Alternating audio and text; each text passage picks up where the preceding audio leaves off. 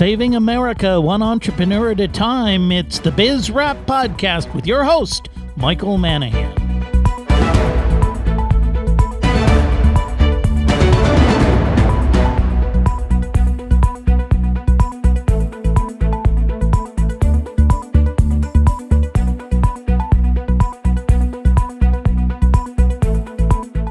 The show that celebrates small business and entrepreneurs, it's Biz Rap Radio with your host, small businessman, educator, and author, Michael Manahan.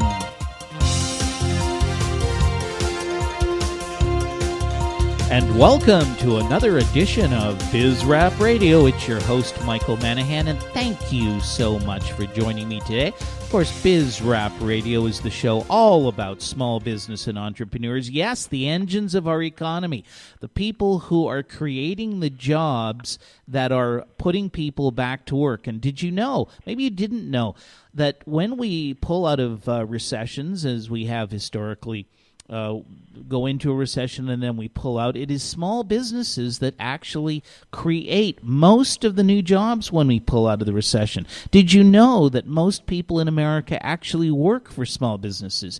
And yet you look in the newspapers, whose headlines? No small businesses. It's all these big corporations. The government decides that it wants to stimulate the economy. Who gets the money? Not the small business around the corner from where you live. No, some big fat cats on Wall Street get the money. Some huge corporations that pay multi-million dollar bonuses to their executives get all the money. Yet you, the small business person, struggling to compete with the big businesses, struggling to compete with or to get money from the banks that don't want to finance you, struggling with government regulations, up the wazoo. You basically get ignored by our government and by the big businesses that are out there, and it is a shame. So we're fighting back. It's Biz Rap Radio, and with that, we have a guest on today, and I'm really excited about this particular guest. It is Amy Wenslow. Her company is Products to Profits. And Amy, welcome to the show. Well, thank you, Mike. I'm really excited to be here on this lovely, lovely morning. Now tell me, what exactly is Products to Profits? What do you really do? Can you give it to us in a nutshell? Absolutely. We are a service company that specializes and focuses on working with entrepreneurs and inventors who have new consumer products that they want to sell in very large volumes, whether that's through TV shopping channels or through large retail stores. We're really focused on getting things ready for the U.S. market so that you can sell it easier and faster without the ton of inventory that most people think they need to have. So it's very street smart ways, and there's some great stories about that. We've done some launches where there was only one product in existence before getting a $1.78 million order. Wow! So, you hang on. You're saying that when you said one product in existence, you mean like you had a prototype or something, and you were able to get a $1.7 million order just off of having one sample product? Yes. Wow, that's amazing. That's incredible. So let's talk about who would be your customers then. Who are the people that should be calling you or going to your website? Can you kind of describe who you would service? We really specialize in building product-based businesses. So if someone wants to license their product idea, which is one way of making money from an idea, that's not really our core business. We really work with people that want to ramp up the sales of their product quickly and effectively, that know that they may have issues with their pricing or their costs or some other problem. Frequently we can solve that. For example, right now we have a client that was going to lose the Lowe's home improvement account. Instead of losing it, they're actually probably going to double the account, and they got a $15 per unit price increase, and they're getting other accounts.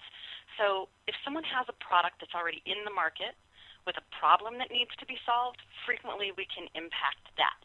If the product is looking old or dated, or the packaging is not working, how it's getting put in the stores doesn't work. We can fix a lot of those problems. And the other side is someone who has a prototype, who has this great idea, they want to see it in large stores, and they know that it's good, but they don't know how to get it there. They don't have the contacts, or they don't have the information about even how a large business is going to want to do business with them. Or is that even the right strategy for their product, for their idea? So we guide people through that, and we create a lot of different synergies and introductions and educate a lot of people on the process.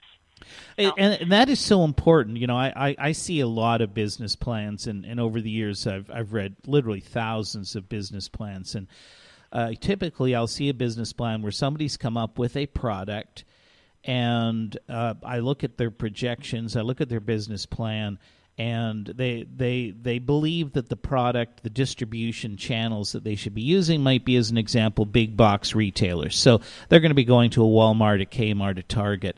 And then I asked them a question. I said, well, have you ever sold to a Kmart or a Walmart? No. Well, do you know how to sell to a Walmart or a Kmart? No. Well, if you don't understand how the buying process works for those large retailers, you're never going to get in the front door. Mm-hmm. Would you agree with that? Exactly. Yeah. Exactly. So that's the kind of thing you could educate somebody on. In terms of, hey, look, if you really don't understand the distribution system for the type of product that you have, because of course distribution systems vary significantly depending upon what your ultimate kind of retail outlet is going to be. It's completely different if you're going to do an infomercial, or if you're going to do a strategy for big box retailers, or if you're going to do an online strategy. All of these have different ramifications, and it's not just knowing about the product, it's knowing about how the distribution system, the distribution channels work in your particular in the market that you've chosen to compete in. Absolutely. So what is sorry, go ahead, Amy. Well, one of the things that we actually were doing last week was evaluating and judging some of the preliminary entries for the Clean Tech Open, which is a technology contest designed to help technology companies get their proposition into investment shape. And one of the big gaps in investment presentations is frequently the team, nobody has the experience you're talking about, or their go-to-market strategy just isn't there in some cases, or it doesn't make sense when you're really looking at it. And a lot of investors really look very, very hard on that, because they're really looking at how are they going to get their money back. So it's another way that it affects a lot of small businesses and new projects. Yeah, absolutely, and you're right about that. I've sat in rooms many times with members of the investment community, and their big question is, it's usually not, hey, I don't think your product will work. Usually it's, hey, that's a neat product you've got. It looks very interesting, and I could certainly see why people would use that product. But how are you going to get that product to market? How are you going to get people to buy it? How are you going to get it in front of the customer? And it's not just you can't just pick up the phone, blindly call the purchasing department at Walmart and say, "Hey, I got a new product. Can you give me a purchase order for $5 million and stock your shelves up?" It just doesn't work that way. If you don't understand how these buyers operate, what their parameters are, you will not get your product to market. And of course, if you don't have this fundamental understanding, investors who are putting their money at risk are certainly going to be a lot less reticent about funding your operation. Now, you could work with somebody who's either an inventor who maybe just has invented a new product that's not being distributed yet, or somebody who's already selling their product, but maybe they're selling it on the internet, maybe they're selling it locally in their community, but they want to jump it to the next level. Would that be kind of the correct way of saying it? Precisely. And businesses that may be selling in large numbers already, but now they're seeing a decline in sales. and they may not know why, or they're going to lose accounts, they're losing space, they're losing market share. Those are other businesses that we also can really help tremendously. Okay, well, it's Biz Rap Radio. I'm your host, Michael Manahan. We're here with Amy Wenslow, her company Products to Profit. She can help you with your product marketing and packaging strategies to help you get your products on the shelf. And we will be back right after these messages.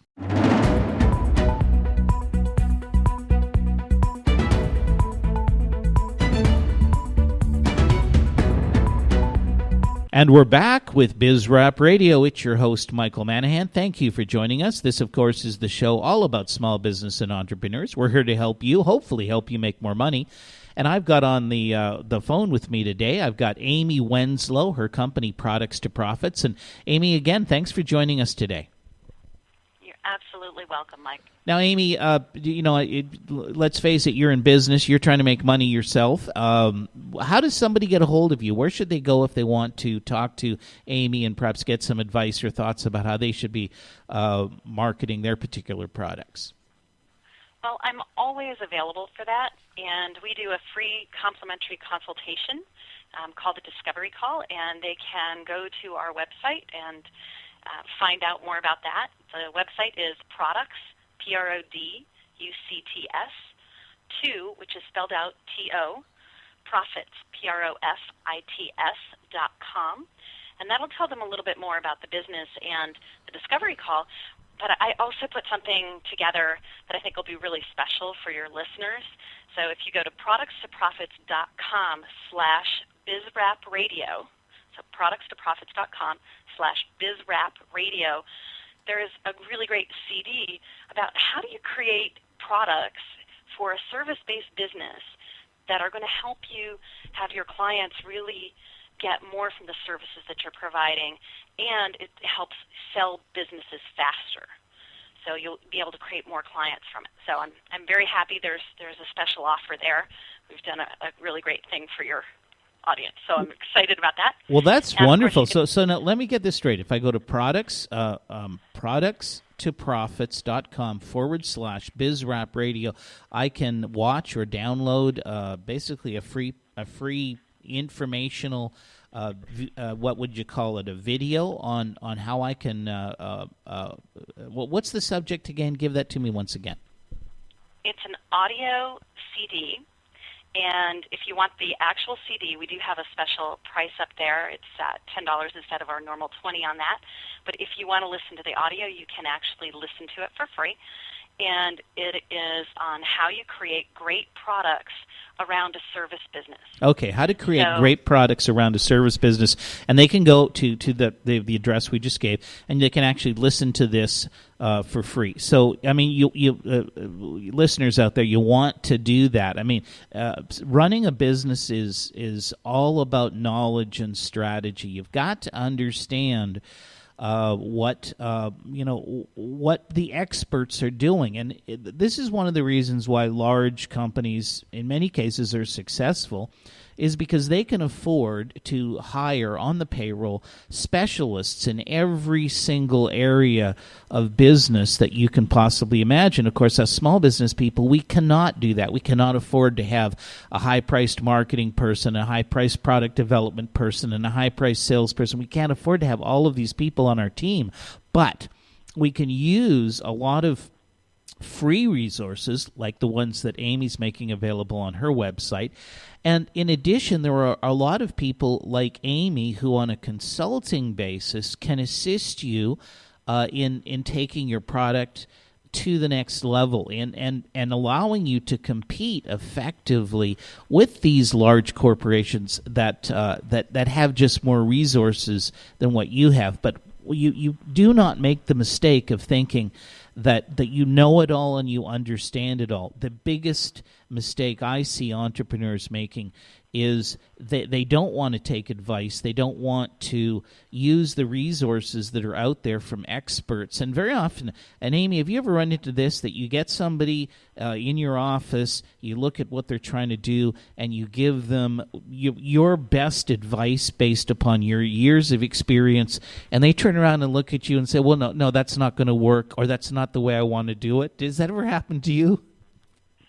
Yes, it does. I actually had somebody that did that at a trade show. They had won an award, and I went to the booth, and I said, so what do you think you're going to do with this? And he was going to produce it in 12 colors. And I said, wow, I think white, beige, and black are the only 3 colors you need for this item. And if it were my money, I wouldn't spend the money on the inventory that way. And he basically kind of looked at me, and I said, I've re-merchandised 16 feet of Walmart stores. They take 25% of our recommendations. We work with Target and Home Depot and Lowe's and QVC. I worked on a line. We did $300 million in 3 years. And he kind of went, okay, well, I'm going to do what I'm going to do. And 14 months later, Mike, he calls the office, and he has this conversation that says, I have all this excess inventory. Is there anything you can do to help me? And I took a deep breath and I asked about it, and it was 9 colors that weren't selling. And the ones that were selling were white, beige, and black. And it actually broke my heart, as much as I really, I feel for him. Because the next words out of his mouth were, my daughter needs surgery and all the money's tied up in my inventory. Oh, my gosh. It was over $100,000 of inventory that he should never have had. Oh, that is so tragic. But it's typical with entrepreneurs, and so let's just say this again to you entrepreneurs out there listening.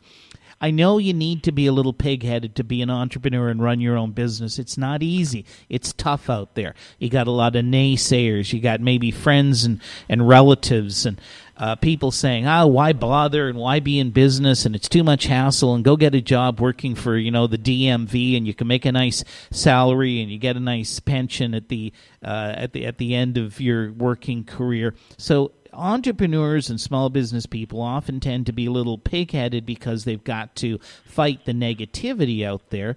But at the same time, you really have to open your minds to new ideas and open your minds to the experts who know more than you do.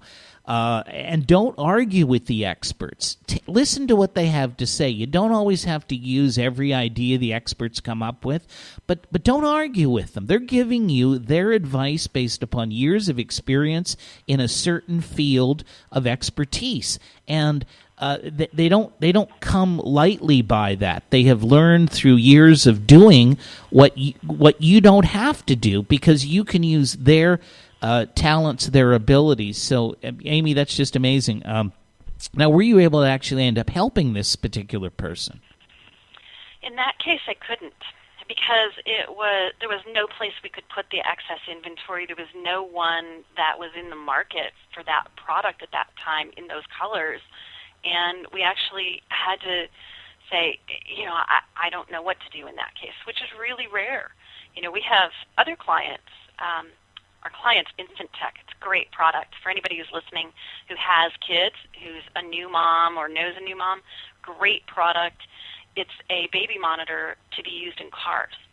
So rear-facing child seats and things can have visibility, and you don't have to turn around to check the baby. They did amazing at their first trade show. Their product launch is going awesome, and they're winning awards. Our client, Nut Pods, great vegan, non-dairy creamer that's launching in a month, and she's already signing retailers before she even launches. She has 16 accounts signed up. So knowing what to do makes an enormous difference in how quickly your business is going to grow and expand and what's possible. It's really huge. Now, Amy, I want to bring up kind of the bad news part of it here. Of course, a lot of small businesses, entrepreneurs, they really just don't have a lot of money, and they'd love to build their team by bringing on people with your expertise. Can you kind of, and I know it's very difficult because you deal with so many different products, but can you kind of, give us a ballpark? What is how do you charge people? What does it cost to get you involved? It depends on exactly what we're doing. We have consulting time, as you've mentioned, and we do a package of 6 hours because I find when we do a single hour with people, it's kind of like a Band-Aid. And, there's no continuity to it. A 6-hour package actually allows people to do like a 2-hour meeting to start, and then they have time to come and ask questions, and we're going back and forth, and we're looking at things through emails. And so that's a really great system for people, and that typically starts at about $3,500 at this time. However, we're always giving action items at the end of everything, and we're making introductions. It can really open a lot of doors. Okay. So that would be a starting price point. Right. Well, that to me, that doesn't sound unreasonable. And if you've got a product that you're wanting to sell, and in a major way, you're talking about selling it to major retailers and perhaps generating millions of dollars worth of sales. If $3,500 to get that product positioned properly and to do what you need to do and do the groundwork just doesn't seem like a huge amount of money. Obviously, this isn't for people who are just selling something out. Well, it might be for somebody who's selling something out of your garage, perhaps taking it to the next level. Amy, can you stay on with us just for a few minutes longer?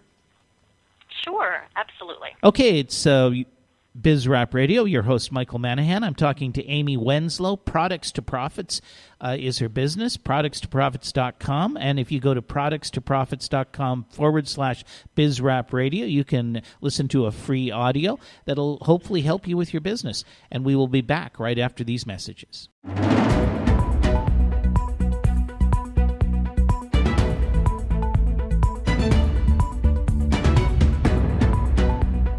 And we're back with BizRap Radio. It's your host, Michael Manahan. Of course, this is the show all about small business and entrepreneurs. And I've got on the line with me Amy Wenslow.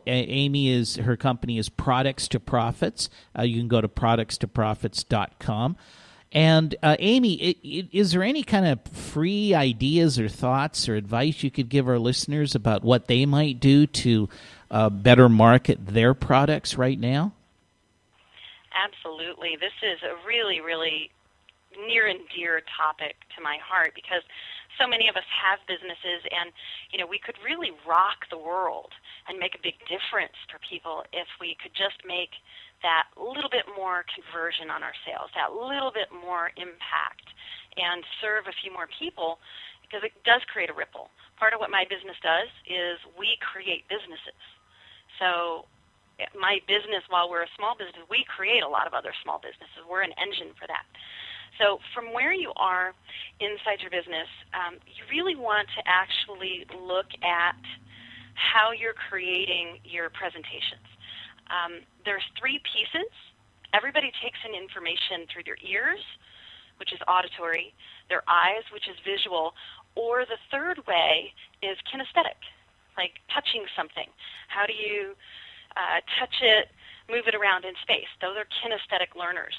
And so what I see is a lot of times businesses are doing great at one aspect of that, but there's not enough pictures on their website, or there's nothing that people can write down.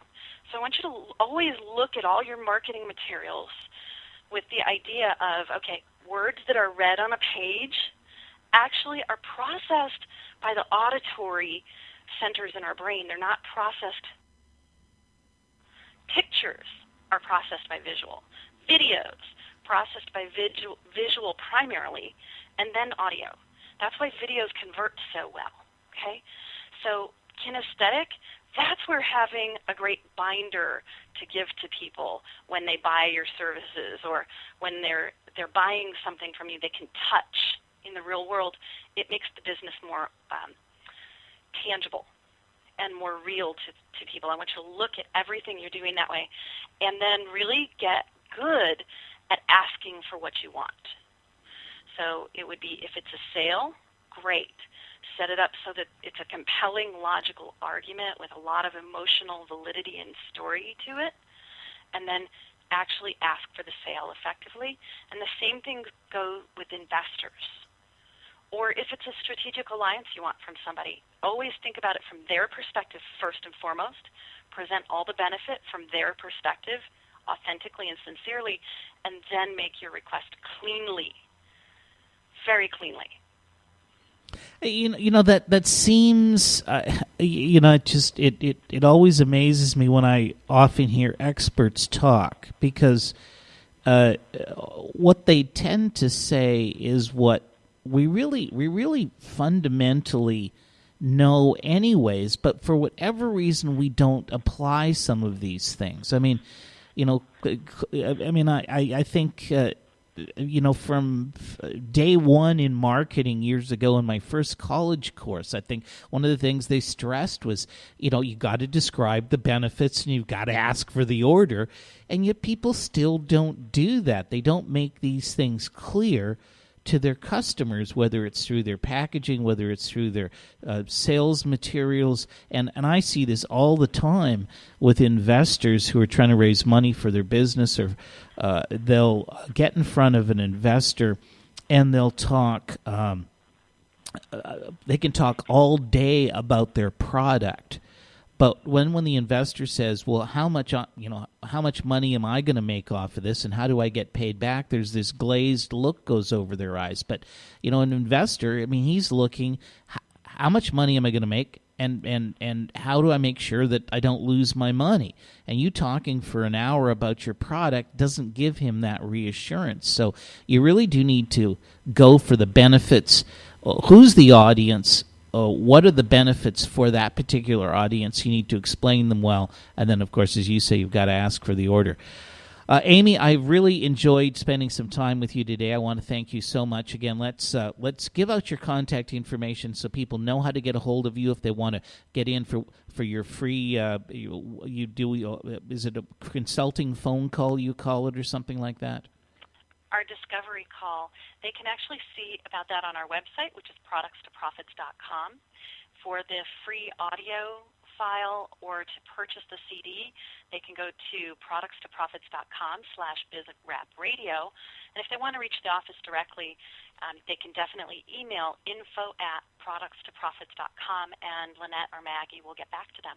Okay, fantastic. Amy, it has been such a pleasure having you on the show today. I really do appreciate it. Again, Products to Profits, productstoprofits.com. Check them out. Maybe they can help you take your product to the next level.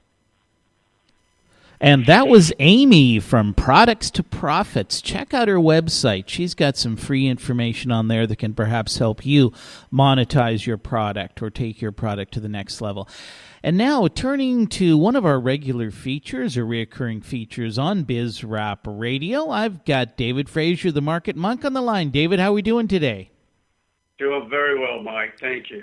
Yeah, David, it seems this week's been a real roller coaster ride for the stock market. We saw that the market was down, one day, 350 points or something, and I've heard that people say, well, the market is overinflated. We're in for a huge downturn, and I guess a couple of questions. Number one, do you think that's going to happen? And number two, if it happens, what are the ramifications for small business folks out there?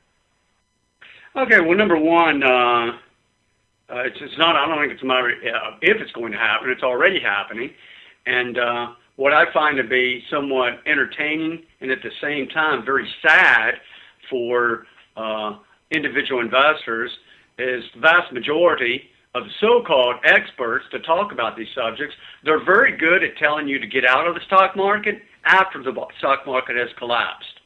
That's not really of any value, is it? No, it's what's the old phrase, closing the barn door after the horses have bolted?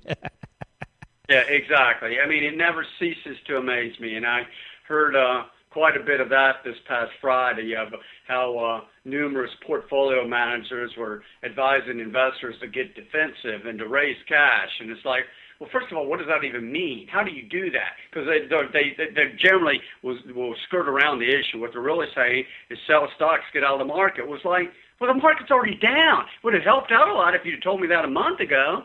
So these guys are, for the most part, it's just pitiful. We could talk for an hour about that.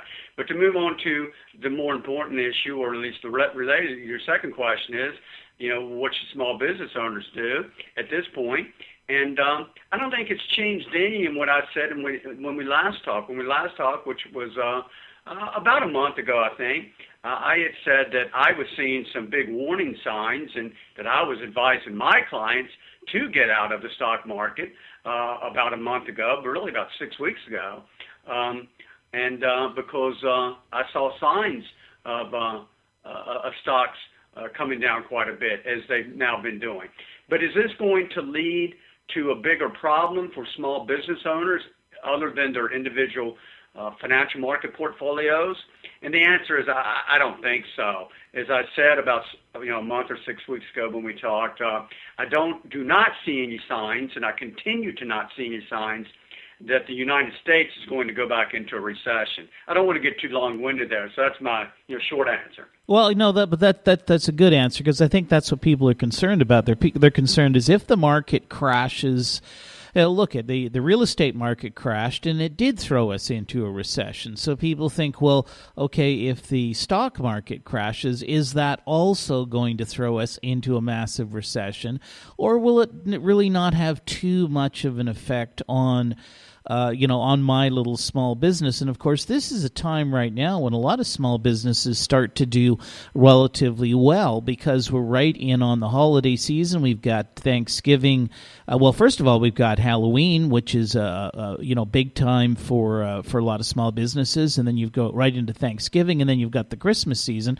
And for a lot of small businesses, this is a time when they make a lot of money for the year.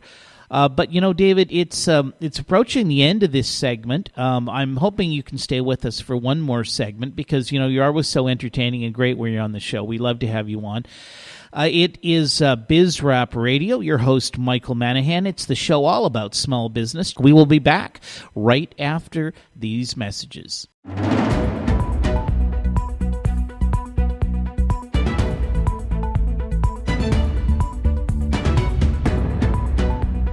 And welcome back to BizRap Radio. It's your host, Michael Manahan. Of course, BizRap Radio is the show all about small business and entrepreneurs. David Fraser, the market monk, on the line with me here. We've been talking a little bit about this recent downturn in the stock market. I think it dropped 350 points in one particular day, and the effect that might have or might not have on your small business, and whether it really makes a difference or not. And David, you were saying that pretty much you didn't think there would be a huge impact on the business that any particular small business is doing. In other words, we're not headed into some grand recession because of this downturn in the stock market. Yeah, that's mostly correct. I mean, the latter I think is completely correct, and that is I don't see a massive downturn in any way similar to what occurred during 2008 in the stock market, and I do not see a recession. There's no indication whatsoever of a recession happening anytime over the next 12 to 18 months. No indication whatsoever. However, if stocks were to continue to pull back, and I think there's a good chance they will over the next few weeks, it could, because I hate that word could, because anything could happen, but it could have a negative impact on the emotions, the sentiment, the confidence of individuals regarding the amount of money that they're willing to spend during this winter Christmas shopping season. And if that were to occur, that could have a somewhat of a negative impact on the Christmas shopping season. On the other hand, if we see a substantial change in the U.S. Congress in the upcoming elections, that could be a positive impact. So it's really tough to call here. Yeah. It's time to continue to remain cautious. Yeah. I guess I'll put it like that. Okay, so remain cautious, but don't expect any huge recession. Of course, we do have that election coming up in November, and I don't follow this stuff as closely as other people do, but typically when we have these midterm, if you will, elections, does the economy do well through those, or is there any hesitancy in the economic markets when there's midterm elections? There's no specific trend that if we were to look back over, say, the past 50 to 60 years, there's no reliable, consistent trend that we have in the reactions. It tends to be dependent upon the overall economic environment at the point in time. And so that's my first answer. Secondly, it's a little tough to gauge here. I mean, I think there could be some argument made if the Republicans were to take control of the Senate. I think that might give a short-term positive impact on the thinking of people in general and in the financial markets. But I'm not sure how long-lasting that would be, because I would argue that the Republican Party today is not what the Republican Party was 30 years ago. I mean, for example, are they a fiscally responsible party? Well, the answer is no. They spend more money than the Democrats in a lot of ways. So, tough to call there. Yeah, that's always a really big concern. I know that if you listen to the pundits talk, they'll tell you in the United States of America, you have two choices. You vote Democrat or you vote Republican. Don't waste your time on third parties, because all you're doing is splitting the vote, and that is a bad thing. And yet, if all we do is just vote for Republicans or Democrats, and both of them are spending too much money, and of course the sad part is it's our money they're spending. If they were spending their own money, I could care less, but they're spending our money. How do we ever bring about economic, or should I say the better word, fiscal responsibility on the part of the government? I don't know. To me, it's just so confusing. Well, yeah, I'm generally a positive thinking person, and try to be optimistic, try not to get too emotionally involved. I looked at the facts, and unfortunately, I got to tell you, I'm a bit cynical in that area. I'm not sure that we're going to see any resolve. I mean, we might just go the way of Rome, meaning, that the United States has tried to rule the world in some ways, and has spread its resources just too far. And I don't know. I don't see anything positive, unfortunately, regarding what might come out of Congress. I don't see anything positive. I don't know if this stuff's going to get resolved. We definitely need a change in leadership. There's no doubt about that. Yeah, it's very scary, and of course, it does nothing for the real what I call the engines of our economy, the small businesses out there. And I went to an interesting conference this week, and I'll just give you just a minute or so here, kind of rundown on it. It was almost hilarious. It was a conference that was attended by basically the financial people within small cities and municipalities in the state of California here. And the presenters, most of them were government officials, and from the Department of the Treasury, Department of Finance, Department of Business, Economic Development, and it was these presentations from government officials telling us how many different programs the government has available to help business, everything from grants to subsidies to free consulting services, low-cost loans, loan guarantees. And I thought to myself, is this not the most ironic thing on the planet? First of all, the government puts in so many rules and regulations that it makes it almost impossible to really do business. And then they turn around and develop a whole bunch of programs and departments and divisions and hire a whole bunch of people to make it easier for specific groups or individuals who apply to get into business. So it's almost like you now have the government really orchestrating what happens in the business community. Yeah, it's totally ridiculous. And I'll tell you what, Mike, we can sit here and complain about this every day of the week, as can your listeners. But the reality of the situation is, I think you and I, and hopefully our audience, realizes that all we can do is focus on what we can do. And my answer to that would be, if it helps any to our listeners, is you, the small business owner, you know what you need to do. We're not going to be able to tell you what to do. You need to know, what you need to do for the most part, even though I think a person like yourself, Mike, can provide a lot in consulting and can help these folks to limit their expenses or costs in some way to increase their revenues. And I would say, it might sound like I'm trying to sell my service, but I'm truly am trying to help here.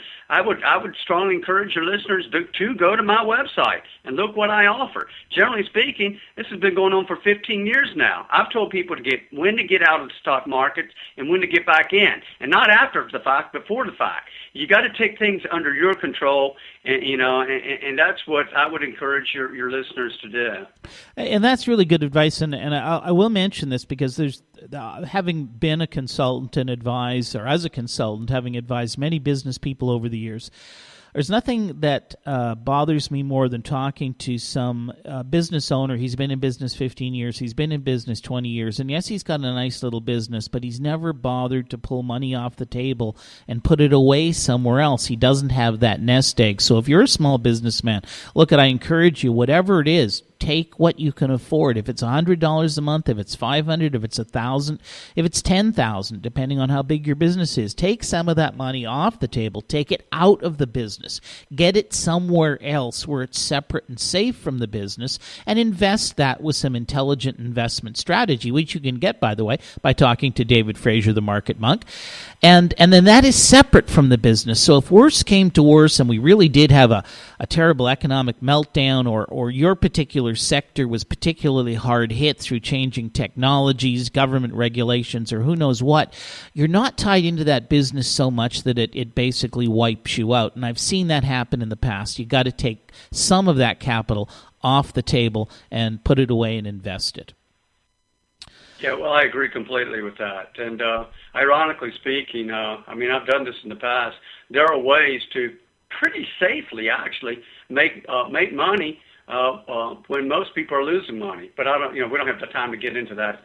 No, we don't. Well, maybe on another show. Anyways, it's David Fraser, the Market Monk. But that's it. We got to wrap up the show. We're running out of time here. It's BizRap Radio. We believe we can fix the United States of America through a fundamental concept that individuals pursuing their own economic interests in free markets will create more prosperity for more people than can ever be achieved through government regulations and a planned economy. BizRap Radio, fixing America through individual economic freedom. I am your host, Michael Manahan, and we will be back again